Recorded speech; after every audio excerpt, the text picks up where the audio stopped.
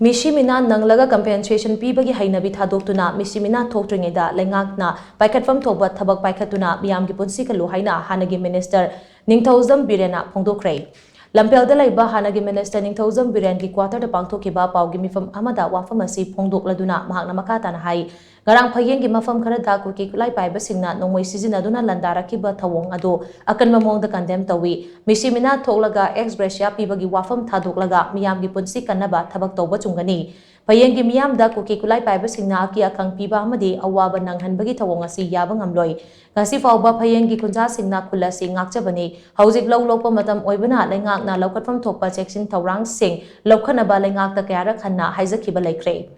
Meeshi meena nanglaba matungda mioibagi punsibu shell kharaga yashinabagi thabak asi makhatana tawbigano amaromda Manipur Legislative Assembly gi speaker na Manipur mache tana tugaina ba honariba kuki MLA taragi mathakta action amata laukhatana kankhatlaga thamliba si laibak thibani hauji thiba khangdana leiriba micham Meeyam athubada phangnaba leingak asina kanna honabiu haina mahakna makhataki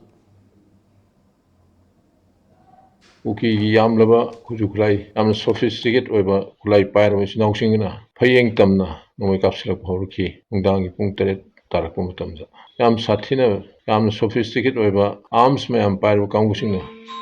mai thaba horki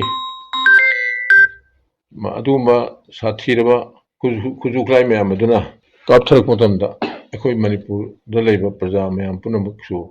makon taram tungda ai samakta amadi kendra leba praja singi mafumda telephone mathong thong tongnar mutamda karino tawrisibo haidana Meeyam punamuk ayamba phone mathong thong tongnar mutamda aina khungki samsamna khara ngak leiraga hojikti chamna khanba aikhoise Manipur praja singse maitem cha singse kuki sinausina kari oina khanna leibirurabano